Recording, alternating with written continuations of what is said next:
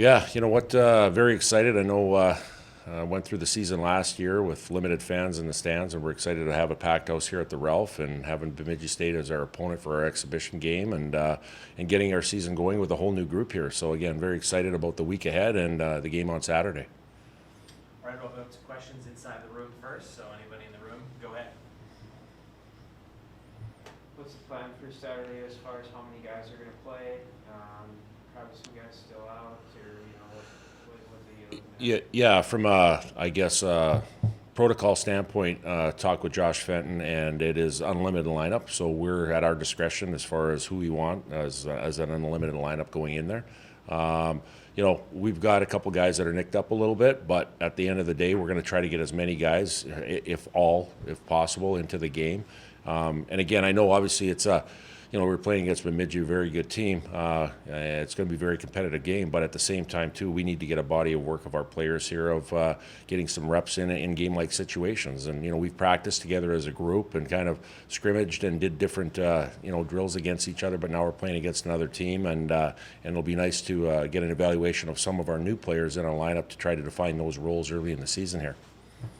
Does it have to be kind of a statement game, Gus, because you play them again in 2 weeks? Well, we know what kind of game it's going to be. Like every time, whether it's an exhibition game or a non-conference game, it's a very intense game. It's a game where there's not a lot of time and space. It's a physical game, and we know that's what it's going to be. Just the word exhibition is on there doesn't mean it's going to be an exhibition game. So again, to your point, it's more than that. It's a situation where we want to try to get our season going in the right way, but at the same time too is, when you get everybody in the lineup and you try to get some reps in, normally in a regular season game or a non-conference game, you shorten your bench in key situations or you put guys in situations where you normally do. Well, right now we want to try to get a body of work with 14 new players to see if they can handle some roles. Did you like that Matteo Costantini made the move from Penticton to the USHL to get some games in last year? Did you like that he was able to get some games in? Yeah, for sure. And obviously he made the move to Penticton, and when they saw their season get disrupted a few times, then there was a situation where you wanted to probably have a little more certainty on getting some games in the USHL. Both very good leagues, both very good teams.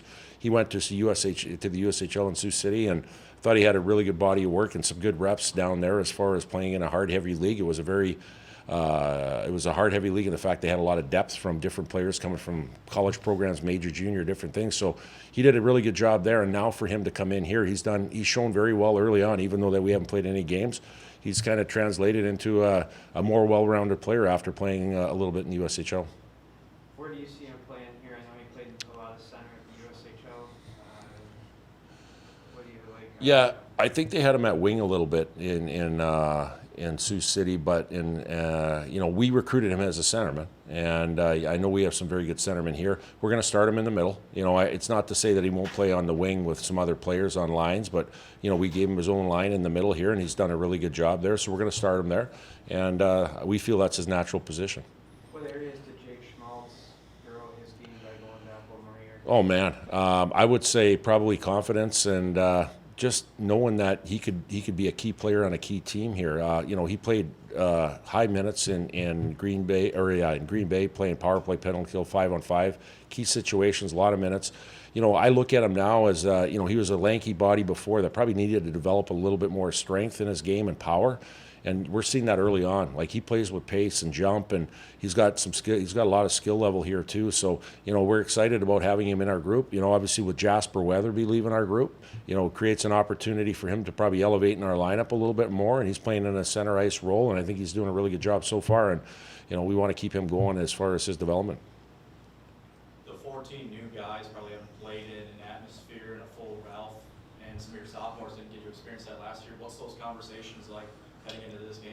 Yeah, I think it's a situation here where, again, the Ralph is going to be full. A lot of guys haven't played in front of that environment, even the transfers that have come over from other programs. And, it's one of those things where, yeah, our fans are here and they're loyal and passionate and they're going to be vocal. But at the same time, we have to play the game and focus on that. And I think, they're going to see, the pregame festivities going on the ice and warm-ups and, just before the drop of the puck, they're going to see kind of how special it is here.